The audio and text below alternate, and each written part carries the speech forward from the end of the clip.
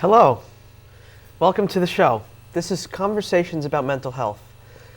First, I want to take a little time and thank everybody for watching the show. Everybody overseas and here in America, and everyone who's been watching it on Comcast 21. Thank you so much. It really means a lot to me, and I think we're doing a good thing. So, anyway, on with the show. I would like to introduce to you a very good friend of mine. Just met him recently. His name is Andy Parr. Andy? Let's see. Good morning. Good morning. Good morning. So, I made sort of a questionnaire of some basic questions that we can go through and answer. First one is, so who are you and where are you from? My name is Andrew A. Parr, and I'm from Westchester, Central Westchester, originally. I'm 62 years old and had a fruitful life. Good. When were you first diagnosed with mental illness? Back in 1977, I was in the Air Force, and I was on what they call TDY duty, temporary duty. They put you on like a hold pattern. I was due to go over to Belgium, and they had me working in an office, and I was challenging some authority of officers that were fresh out of officer training school. And one of the officers said, "You need to be evaluated, go to the hospital, and they'll take care of you there." Mm-hmm. I went to the hospital on base, Whiteman Air Force Base out in Missouri, about 60 miles out of Kansas City. And they gave me a battery of tests and determined that I was bipolar. Mm-hmm. At that point, I got lucky because my parents happened to be coming out and visiting me because I was going, like I said, I was going to be going to Belgium. And they were going to hang out with me for a couple weeks before I went to Belgium, and we weren't sure when that was actually going to happen. They released me in care of my parents, and we went out to the Hamptons in New York, and we connected with a psychiatrist out there who gave me another battery of tests, the Rorschach tests, and of those, and she determined also that I was bipolar and told me that she was familiar with a hospital in White Plains, close to where I grew up in Valhalla. Mm-hmm. And she connected us with them, and I went to that hospital. Okay, so there were a couple of different evaluations. Yes, there was 3. There was the one from 4, actually. Mm-hmm. The one from the hospital on base, the one from this doctor out on the Hamptons, who was pretty well renowned, and the hospital at Malcolm Grow Hospital, which is the Air Force hospital, and also Cornell Medical Center in White Plains. So four different hospitals did evaluations on me. Wow. Okay. What medication were you taking then? They put me on lithium to determine whether or not I was bipolar, and they increased the dosage to 1,200 milligrams and then reduced it. And they determined that my behavior had showed that I was bipolar. At that time, that was the prevalent medication for bipolar conditions. Since then, I've taken Wellbutrin, and right now I'm on Abilify. And there's a couple other medications in there that I was taking, but they didn't quite work out, and I can't remember their names. Right, okay. Good. And Depakote was one of them. Depakote. Yeah. Yes. Okay. Good. So you served time in the military. Yes. Right? Yeah. I went in 1976. The Lackland Air Force Base. I took basic training there. I took tech school there, and I took leadership school there. And then I was stationed at Whiteman Air Force Base outside of Kansas City, and that's when all hell broke loose. All hell broke loose. What year was that? That was 77. In 77. Yeah. That was when you were first diagnosed? Right. That was, they were leaning in that direction, and they said, you need further evaluation. Okay. And you were That point. diagnosed with bipolar disorder. Right. They said he seems to be bipolar. Okay. Did they give you a certain, when they evaluated you, was it bipolar 1, bipolar 2, or did they give you a specific? Bipolar 2. Bipolar 2. Yeah. Which is, do you know something about that a little Well, bit? the terminology they used then was cyclothymic, which Mhm. is a minor form of bipolar, Mm-hmm. where the individual seems to have control over the situation Yes. and can regulate his feelings of grandeur or depression. And it's not as erratic as someone that's, you know, heavily into bipolarness. Right. So you were having these feelings of grandeur. Yes.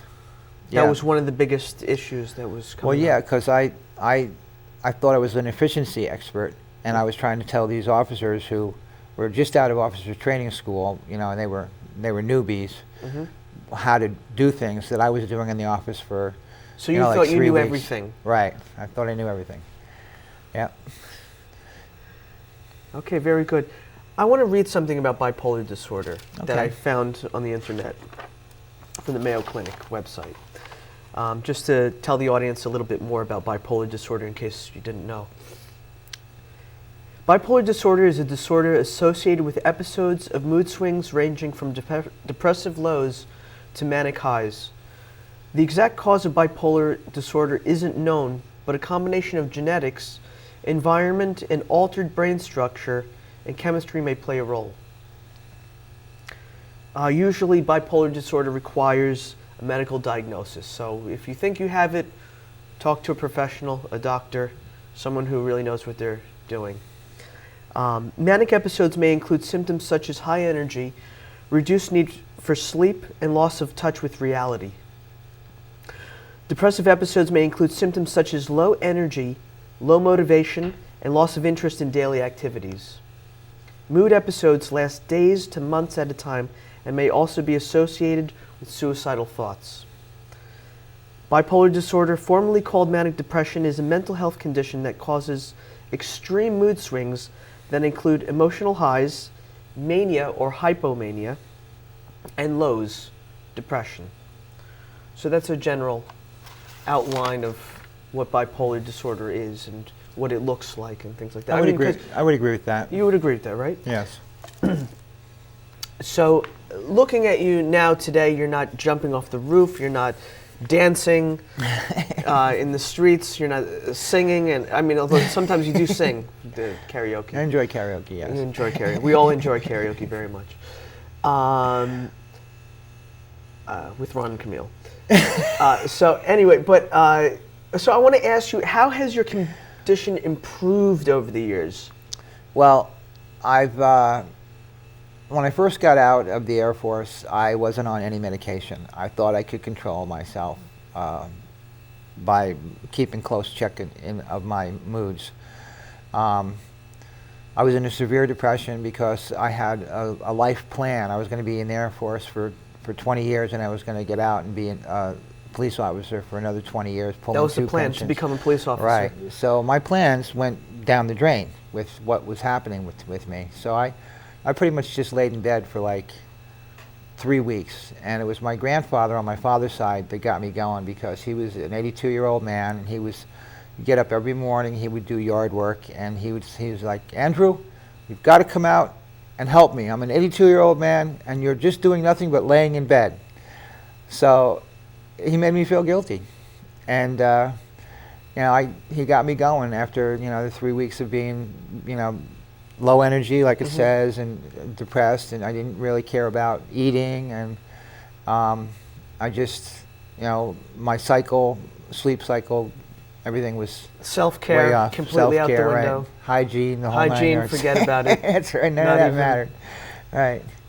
So after working with him in the yard, then everything started pulling back into place. As I came in sweating, I wanted to take a shower, and I was tired, so I wanted to sleep, but I wanted to get up and help him, and he helped me get back on track. Then I ran into my father was an officer in the Army, and he introduced me to some other people in the American Legion, and they said, you were discharged with an honorable discharge medical clause. You need to go get evaluated at the Veterans Administration and get a rating. I didn't even know anything about that. So I went to the VA and they gave me a 30% rating, disability. And it wasn't a lot of money, but it entitled me to treatment at the VA and medical treatment, doctors, psychologists, psychiatrists, the whole 9 yards. And it was another door that opened for me. Mm-hmm. It was then they were trying different. They tried lithium for a while. They tried the Depakote, the Wellbutrin, and other medications. And some of them were like really affecting. Like one of them caused me to fall asleep a lot, and I ran off the road. They were detrimental to my livelihood. Some of them.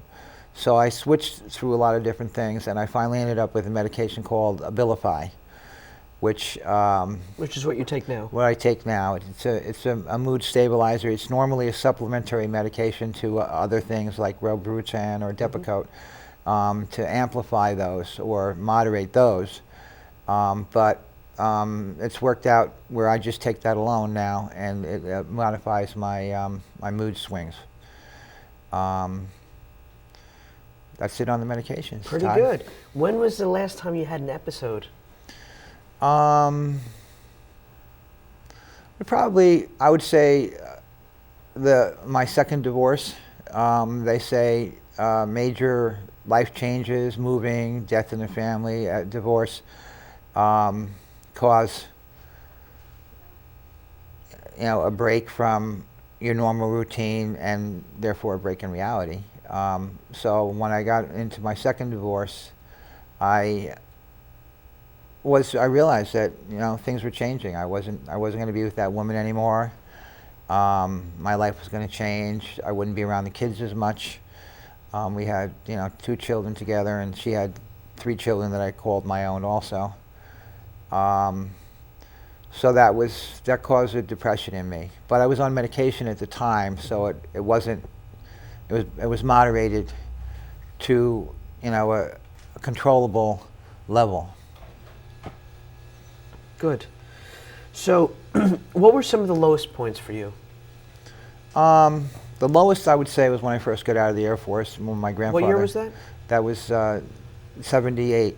March of 78. My grandfather got me out of that slump. It was an honorable discharge. An honorable discharge with a medical clause, and they were going to try to run me out with just a medical clause without the honorable, but my father came down. He was an officer in the Army, and he told the officer that was acting as my lawyer, if this was your son, would you manage the situation the way you're managing it now, or would you treat it differently? And that really made the guy click. And then he went back into the court and he acted totally different, and he got me the honorable discharge with a medical clause, which was, that's what parents are for, doing things like that. Stepping in. Stepping in, right. Taking charge. Yeah. Taking care. So that was one. And then my first divorce, my second divorce, and I had a stepdaughter that died of a heroin overdose. Oh, God. Which was a big blow to me also. Sorry. Yeah, so that was, like the 4th major low for me. I can understand. What were some of the high points? Well, a marriage is a funny thing. You get married and you're happy about that because you're joining your life with somebody else. I would say, marriages in my life, births of the children in my life, major structures of growth, like buying a house or building a house. I built a house down in Virginia Beach. Right now I'm in the process of putting together a music and arts foundation for Hudson Valley. That's an exciting thing for me. Sounds great. I think that there's not enough of that going on in this area. That's true. Putnam County, Lower Dutchess. Things that normally make you happy, if you're not medicated, you get overelated and you get feelings of grandeur, and you're not dealing with reality. So that's the good thing about being on medication. It helps moderate that and keeps you in like a comfortable, Mm-hmm. controllable zone. And it works. And it works for me. Yeah. Hopefully most people. It works for me as well. Good. So it's good. Good. What would you like to tell the audience? Well, I think that being bipolar, there's a lot of people out there that don't realize that they're bipolar. And I think everybody in the world is a little bit bipolar. Okay.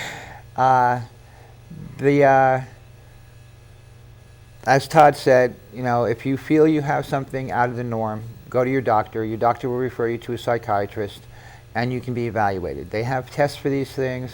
The tests are getting better every day. A lot of the tests that I took were archaic, and the questions were like, they were supposed to be maybe questions, and they were like yes or no, was all you could give. I suggest that, if you feel times when you're down and stuff, it might be something simple, like just that sad thing that they talk about when in the wintertime you don't get as much sun, so you're a little sadder. But it could be something a little bit more involved. So Like feeling unstable. Right. It's feeling unstable, breaking with reality, things like that. And also realize too that things like alcohol and drug abuse that are not prescribed can accelerate these things. That's true. That's about it. That's what I have to say. It's great. Thank you. What would you like your impact to be? In life? Just in general. On this show. On this show. Well, I came on the show because I think a lot of people that have a mental condition are shy. And I have a little more courage than the average person. So I thought it would be beneficial to people, especially people that were bipolar, for me to partake in this event and maybe give some good input. Great. Thank you so much. So you brought a book with you. Yeah, this is a little handbook called Handbook to Higher Consciousness. And I use it as like a manual to keep my head straight. I just want to read like one paragraph out of it. I think it would be beneficial to people. This is chapter 2 in the book. It's called The Secrets of Happiness. Why do we have lives filled with turmoil, desperation, and anxiety? Why are we always pushing ourselves and others? Why do we have only small dribbles of peace, love, and happiness? Why is it that human beings are characterized by bickering and turmoil, and that make animal relationships of their own species seem peaceful in comparison? The answer is so simple, but it is sometimes difficult for us to really understand because almost every way we were taught to work towards happiness only reinforces the feelings and activities that make us unhappy. This is a central point that must be understood. The ways we were taught to be happy can't possibly work unless we see the point clearly. We cannot progress to higher consciousness, and here is why. Thank you. I'm going to hold up the book so that people can see it if they want to take a look at this one, if it's possible. I don't know if you can see it here. No, I got to zoom on it. There you go. Zoom. This is the book.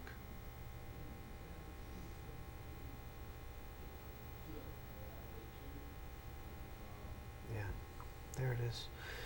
Well, I would really like to thank you for coming on the show, Andy. It's nice to meet somebody who has really, really been through quite a lot, right? The evaluations. Yeah. Right? Four of them, right? Right. Well, 2 major ones. The other ones were minor. The way I look at them as minor. But I mean, the 2 times that I was in the hospital where they increased me on lithium and decreased me on lithium. Was that at Cornell Medical? Right. The first time was Cornell Medical. The second time was Andrews Air Force Base, Malcolm Grove Medical Center. Mm-hmm, mm-hmm. Which was almost like a vacation, though, because I got to see, our state capital Washington, D.C. Our country's capital, Washington, D.C. Yeah, that's right. That's right. It's right outside there. That's great. Is there anything else that you'd like to say to the audience or the people watching? No, just be aware of your feelings and your emotions. That'll help you guide you through life a little better. That's great. Thank you so much for coming on the show, Andy. It's my pleasure. And I'd like to thank you, the audience, for watching and for being a part of this show as well. Thank you so much. My name is Todd Goldfinger. This is Andy Parr, and this has been Conversations About Mental Health. Thank you.